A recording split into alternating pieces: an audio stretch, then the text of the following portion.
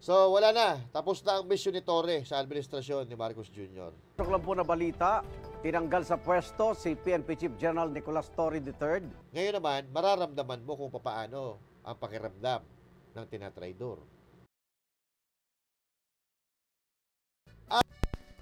Ayan, Master Judea, nagbabalik na naman. Kumusta po kayo?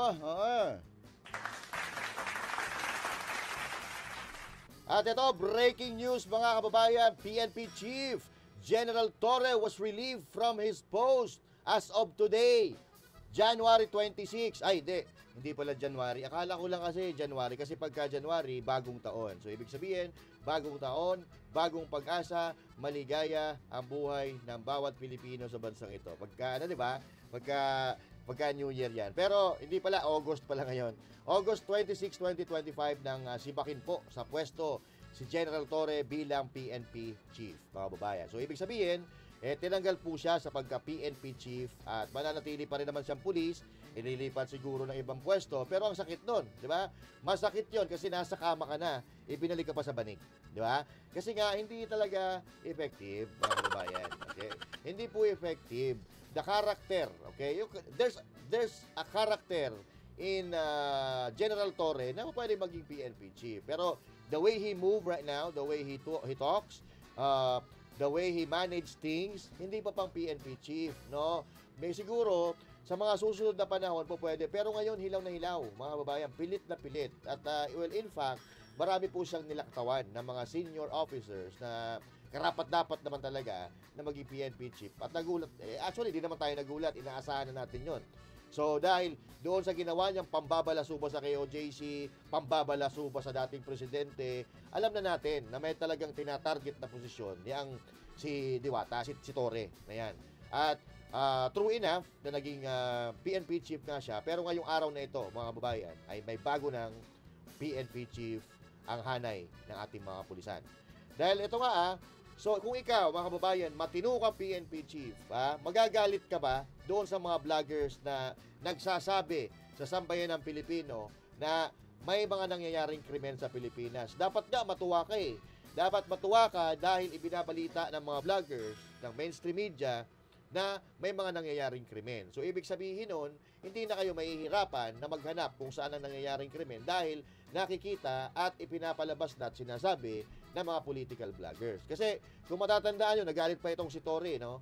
Nagalit pa itong si Torre sa mga vloggers dahil nagpapakalat daw kami ng mga fake news, ang mga DDS vloggers na nagpapakalat ng mga gawa-gawang krimen. Samantalang nakikita naman natin sa social media, nakikita namin naman natin sa mainstream media na yung mga balita ng kriminalidad araw-araw, 'di ba? So, doon pa lang mga kababayan, so he's not fit to be a PNP Chief of the Philippine National Police. Dahil yung nakakatulong sa kanya, galit na galit siya. Na sabi, mga fake news ito. Samantalang nakikita natin araw-araw sa balita na may ganun talagang nangyayari sa Pilipinas. 'Di ba? At isa pa siguro sa magiging dahilan sa pagsibak sa kanya, may nasaktan siguro ng damdamin. Kasi nung nakaraan, di ba? Sinabi niya na lahat ng adik daw ay pangit. Kaya yun. Oo, hindi kaya isa yan? Doon ka nagkamali. Alam mo naman na bawal saktan yung mga adik, di ba? Di ba?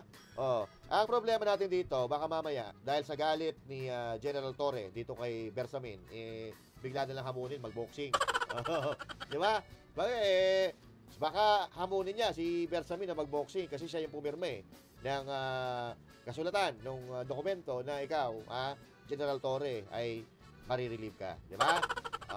Relieve ka na. Di ba? So, actually, ang dami mong sinaktan Ikaw, Torre, ang dami mong sinaktan na walang kasalanan, walang kamalay-malay na tao, ang dami mong pinarwisyo ng mga tao na wala namang ginagawang paglabag sa batas. Di ba? KOJC, binasubas mo yung KOJC, ngayon lang ako nakakita sa talang buhay ko, na isang PNP, isang pulis, mataas ang katungkulan na pulis, pumayag na balasubasin ng simbahan, balasubasin ng simbahan, di ba? Di ba? Sinong matinong tao ang babalasubas sa isang tinuturing na sanktuaryo ng mga sumasamba dito? So ito, umpisa na ito ng arma. Diba? So, ang dami mong sinakta na walang kasalanan. Si PRRD, hindi mo na nirespeto. Diba? Alam mo naman, sa sarili mo na wala namang kasalanan si PRRD, kinidnap mo, pinadala mo sa dahig. Diba? So ito na ang simula. Sabi nga ni PRRD, the day, there's always a day of reckoning. Kaso baka mamaya makita natin si Torre biglang sekretary na ng DPWH, no? Okay? Maging sekretary ng DPWH. So, wag naman sana. Diyos me, matuto naman kayo ng mga nasa gobyerno. Ha? Ang tanong, totoo ba ito? Or gumagawa na naman sila ng gimmick para matabunan ang tunay na issue ng bayan? Pag-usapan natin yan, mga kababayan. Ha? Pag-usapan natin yan pagkatapos lang ni Red. At syempre, magandang araw Luzon, Visayas, Mindanao at sa mga kababayan nating OFW, mga immigrants sa iba't ibang panig ng mundo. Magandang araw po sa inyo lahat. At syempre, tulad ng dati, huwag kakalimutan na mag-like, mag-share at mag-subscribe. At syempre, salamat sa mga nagla-like, sa mga nag-share, sa mga nag-subscribe. Maraming salamat po sa inyo. At yung mga comments ninyo, binabasa po natin yan. At medyo, dalawang araw po ata tayo na hindi nakapag-vlog. Medyo naging busy tayo. Friday, Saturday, Sunday. Marami tayong mga okasyon na pinuntahan. Kaya pasensya na po. But rest assured, dire-diretso na naman ang ating pag-vlog dahil ngayong linggo, wala tayong masyadong mga gagawin at focus tayo sa vlogging. At anyway, noong nakaraang linggo, na-invite po ang Banateros ng KOJC, okay? Sa isang prayer gathering, Thanksgiving prayer gathering, at kami po ay nagkaroon ng testimonial speech dyan po sa Kingdom of Jesus Christ. And unang-una, maraming salamat po kay Pastor Apollo Sikibuloy. Maraming salamat po sa mga leaders ng Kingdom of Jesus Christ like Sir Marlon Acobo and Ma'am Hana Sancho at syempre si Ma'am Tina San Pedro. At lahat ng miyembro ng Kingdom of Jesus Christ, leaders, at syempre mga members and full-time workers. Maraming salamat sa pag-invite at maraming salamat po sa patuloy na pagtitiwala niyo sa inyo. At yun nga, nalaman nila doon na mga iyakin pala yung Banateros. Oo. Nag-iiyakan kami doon. Ewan ko ba kung bakit? Si Boss Dada kasi inumpisaan umiyak. Si Coach Oli hindi naiyak. Pero nung umpisa si Coach Oli mukhang iiyak na Pero pinigilan niya yung sarili niya. But anyway, so yun nga mga kababayan. Kasi pag nandiyan ka sa Kingdom of Jesus Christ, lalo sa mga prayer gatherings nila, talagang mawawala ka sa ulirat Mararamdaman mo yung presensya ng Panginoon. Although, kami po ay hindi po kami membro ng Kingdom of Jesus Christ. But of course, we are praying to just one God. Kung sinong Diyos ang pinapanalangin, pare-parehas lang po tayo nananalangin sa isang Diyos. Okay? At sa mga panahon na yan, nung linggo nga, hindi namin napigilan talaga na maiyak dahil doon nga sa presensya ng Panginoon, na pagmamahal ng Panginoon na nararamdaman namin ng panahon na yun. Okay? Para pastoran mga dati na namin doon no? But anyway, hindi naman masama na umiyak. Okay? Hindi nakakabawas ng pagkataong pag-iyak. Lahat naman tayo umiiyak di ba? So, pero hindi ko yan sinasabi dahil umiyak ako, pero yun ang totoo, no? Dahil doon nga, sa pagkakataon na yun, parang I surrender my life, my soul, and my heart to that particular occasion. Sabi ko nga, bago ako sumalang doon bago mag-speech, kasi kinakabahan ako, hindi ko alam kung ano sasabihin ko, although may script naman, hindi kasi kami sanay magbasa, ng mga script. Pero, ayun na nga, at kami po ay naiyak, at ay nagdasal ako, and yun nga, nung nandun na kami sa stage, hindi ko na alam, hindi ko na rin nabasa yung speech ko, although naaalala ko yung mga sinusulat ko doon na iba. Pero, yan, humagulhol na at napuno na ng luha yung salamin ko, hindi ko na rin mabasa. Then, I let my heart, my soul, and my mind speak on that particular date. Pero, grabe, napaiyak, hagulhol. Kasi, yun yung mga matagal na kinikimkim ng mga problema, mga galit, di ba? Doon natin nilabas. Napakasarap umiyak. Kasi, nare-release yung mga problema at bigat nararamdaman ng dibdib. And well, maraming salamat, Kingdom of Jesus Christ, at hinayaan nyo kaming umiyak. Kasi sa vlog, di naman kami umiiyak di ba? Bihira, umiiyak ako sa pagkapamilya ko, usapang pamilya, mahirap. Yan, iiyak ka talaga doon. Pero that moment, sa Kingdom of Jesus Christ, may iiyak ka talaga. Kasi ramdam mo yung pagmamahal sa'yo, pagmamahal ni Lord, at ng mga miyembro ng Kingdom of Jesus Christ. Maraming salamat. All we can give back in return is my loyalty, our loyalty. Okay? Maraming salamat, Kingdom of Jesus Christ, SMNI family, for that wonderful opportunity. Pero wala mga iyakin talaga yung mga Banateros. Okay, balik na tayo. And this is what I am talking about, Torre. Okay? Torre. Okay? Kapag, tandaan natin, at magsilbing aral ito, mga kababayan, sa bawat isa, kahit na sinong tao, na kapag ikaw ay itinuturing lang na isang kagamitan, pagkatapos ng serbisyo mo, itatapon ka na lang na parang walang pakinabang. Okay? Na parang isang basahan. Yun ang katotohanan. Dahil alam naman natin, na itong si General Torre, ginamit ito para dukutin si President Duterte, para guluhin ang Kingdom of Jesus Christ, yun ang papel nito. Huwag na tayo magtanga-tangahan, huwag na tayo magpaka-hipokrito. Dahil yun nga ang dahilan kung bakit siya naging PNP chief. Dahil doon sa mga ginawa niyon. Ginawa niya yun, yun na yun. At lumabas mismo yan sa bibig ni Presidente Marcos Jr. Yung mga paghuli-huli, pag-aresto, siya lang naman ang gumagawa noon. Pero ngayong araw na ito, mga kababayan, natuldukan yung pag-aari-arian na yan, ni Torre. At ito po, mga kababayan, panoorin po natin ang balita na yan. Kapapasok lang po na balita, tinanggal sa pwesto si PNP Chief General Nicolas Torre III at kinumpirma po yan ng Executive Secretary Lucas Bersamin. Inaalam pa namin ang dahilan ng pag-relieve sa hepe ng PNP at sinusubukan pa rin namin kunan ng pahayag si Torre. Ivan, ano sabi sa inyo ni Secretary Bersamin? Kanina nga, bago tayo sumingin pa Boyd, may umiikot na dokumento na nire-relieve nga si PNP Chief Torre. So minabuti natin kumpirmahin yung dokumento kay Executive Secretary Lucas Bersamin na paminsan-minsan nakaka-text naman natin. At kinumpirma po niya, yung dokumentong yan ay lehitimo at pirmado niya. Abangan natin sino magiging tagapangalaga ngayon ng Philippine National Police at ano ang reaksyon dito ni PNP Chief Torre. Ayun, mga kababayan. Gusto ko yan! Goodbye, I hate to see you go, but have a good time. Alright, kababayan So, wala na. Tapos na ang mission ni Torre sa administrasyon ni Marcos Jr. Ginamit ka lang, sir. Aminin mo sa sarili mo yan. So, nakulong si Pastor Apollo si Kibuloy dahil sa'yo. Nakidnap si Pangulong Duterte at nagdudusa sa hindi namin malamang kasalanan si PRRD ngayon nang dahil sa iyo. Magaling kang kupal ka. Di ba? So, walang kasalanan sa batas yung mga tao, wala lang hiya mo. Thousands of members of Kingdom of Jesus Christ. Hindi lang sa Pilipinas, kundi sa buong mundo ang binalasubas mo. Di ba? Hindi man lang binigyan ng respeto yung dating Pangulo, naging sunod-sunuran ka sa amo mo. Trinaydor mo ang mga Pilipino, trinaydor mo si Pangulong Duterte, di ba? Pinahirapan mo si Pastor Apollo si Kibuloy na wala na makasalanan sa gobyerno, wala na makasalanan sa iyo. So ngayon, dahil trinaydor mo ang dating Pangulo, ayan, eto. Ngayon naman, mararamdaman mo kung paano ang pakiramdam ng tinatraydor. Di ba? Kasi alam naman natin, na-attack dog ka talaga at maging DILG Secretary Remulla sinabi na pag inutusan ka umatake, aatake ka talaga. So ibig sabihin, kung if you're going to analyze that word, yun talaga yung trabaho mo sa administrasyon ni Marcos. So now, natapos na yung trabaho mo at nalalagay sa alanganin ngayon ay ang mga kaalyado ng amo mo, tsapuera ka muna. Pero sana, hindi ito diversionary tactics, mga kababayan. Kasi hindi na uubra kahit i-divert pa nila yung issue, hindi na bibitawan ng taong bayan ang issue ng korupsyon. Malabo na nabitawan ang issue ng korupsyon. May mananagot talaga at may mananagot. Kung ito man ay ginagamit nila, itong issue ni Torre, para pagtakpan yung tunay na issue, hindi uubra. Hindi uubra dahil galit na ang taong bayan, mulat na ang taong bayan, na meron talagang nangyayari malawakang nakawan sa gobyerno at administrasyon ni Marcos Jr.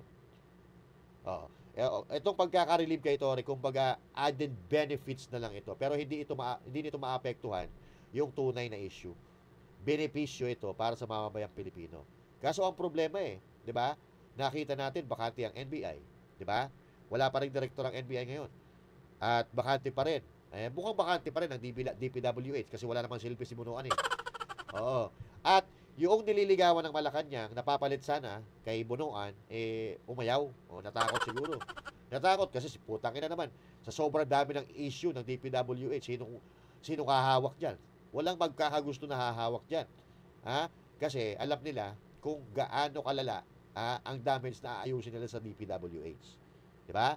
So, sa tingin ko, gimmick lang ito gimmick lang itong kila Torre.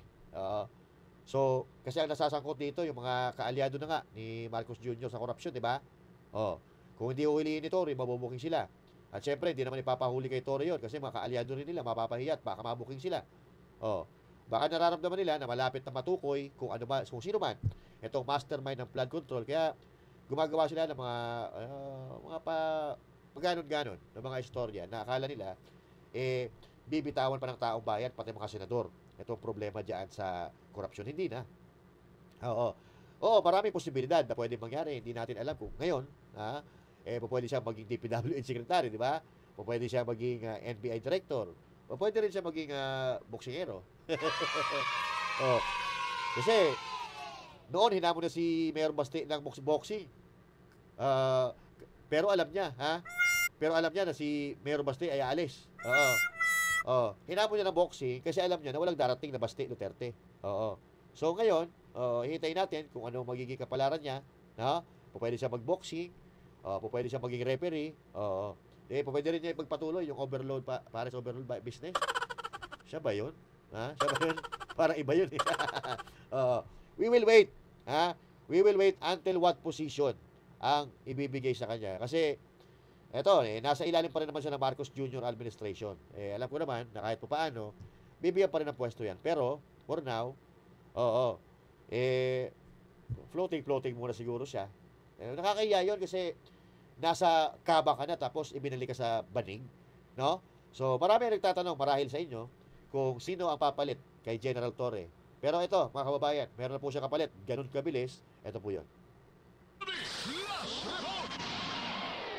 Tuesday New!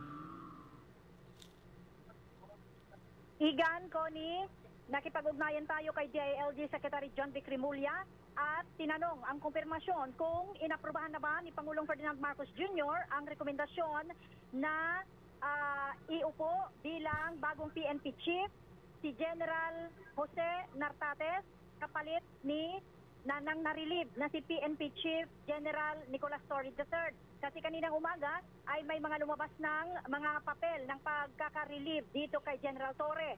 Sinundan ito ng panibagong papel na lumabas na nagsasabi na si General Nartates ang inirekomenda at bilang kapalit na PNP Chief. Sabi ni Secretary John Vic Rimulya, yes, ibig sabihin, inaprubahan na raw ni Pangulong Marcos yung pagtatalaga kay PNP General Nartates bilang kapalit ni General Nicolas Torre III. Naghihintay pa kami ng follow-up report na manggagaling sa Malacanang hinggil dito dahil batay doon sa ilang mga dokumento na lumabas na pinapakumpirma pa natin sa palasyo na may pirma. May pirma ito ni Executive Secretary Lucas Bersamin. Pero as of this time, inaantabayan natin ang magiging tugon ng palasyo. Ako si Tuesday Sagunyo ng GMA Super Radio DZWB. Dapat totoo. Super Radio DZWB. Dapat totoo. Thank you. Tuesday, 9:51 oras natin. Ayan, mga kababayan. So, kumpirmado na po yan May pirma po yan ni Lucas Bersamin. Ayan na. Kumpirmado po, si Nartates po ang papalit kay tawag dito, kay Torre. Kasi yung iba mga nag-resign na sila General Stomo, yun dapat ang mga nakalinyada dati. Kaso, ewan ko ba dito? Kay Marcos Jr. So, ayan. Ayan po, papalit kay Torre. Pero until this moment, hindi pa po natin alam kung ano ang tunay na dahilan ng pagre-relieve kay Torre. Siguro, baka may nagawa siyang matinding kasalanan. Siguro, nagising si Marcos Jr. sa pinagagawa ni Torre. Pero, hindi ko alam Oo, pero hindi kaya ito yung naging dahilan? So, any patrol car in particular that you want to call? Natatawagan natin dito, sir, yan. Yes, sir. Saan, sir, ang tawagan natin? Yes, sir. Yes, sir. Oh, namamatay. Babagsak ang signal ng Oriental. What the fuck? Yung tipong, nagpapasikat ka sa teacher mo no? What the fuck? What? Nagpapasikat ka sa teacher mo no? Pero biglang hindi umayon sa iyo yung slides mo. Ito. Nagda-drop. Nagdadala pag signal. Cover, open Zoom signal. Sabi na siguro ng presidente, ano yung ginagawa mo? What? Niloloko mo ata ako wala na. For the moment, we can also go to Occidental Power. Sige. Occidental Power. Yung pasikat yung estudyante mo. Gusto ko yan!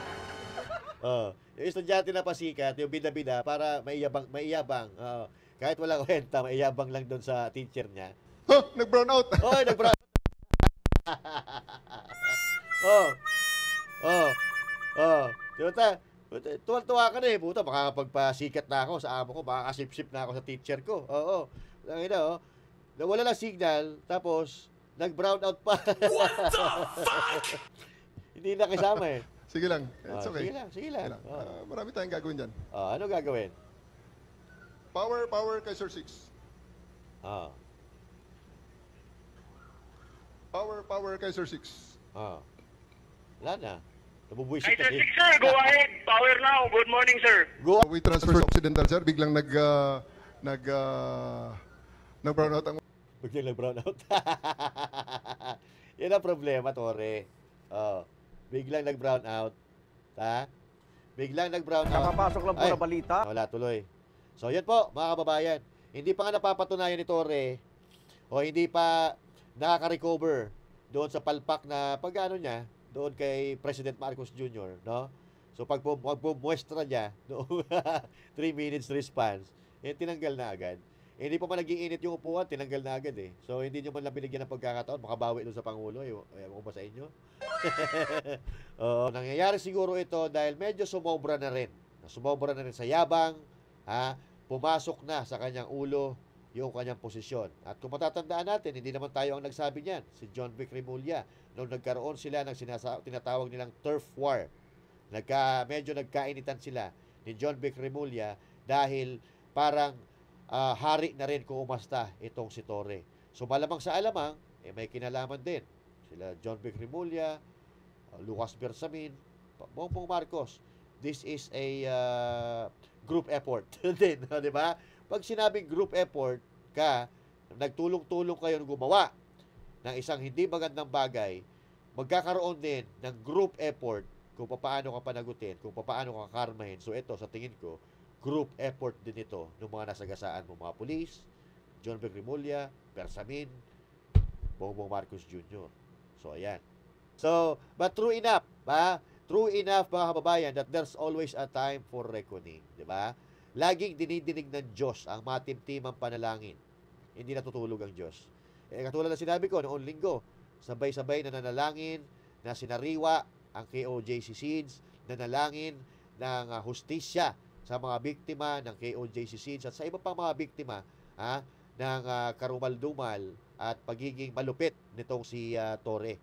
Ito na ata ang sagot ng Diyos sa milyong-milyong panalangin ng mga miyembro ng KOJC at kasama po dati tayo doon.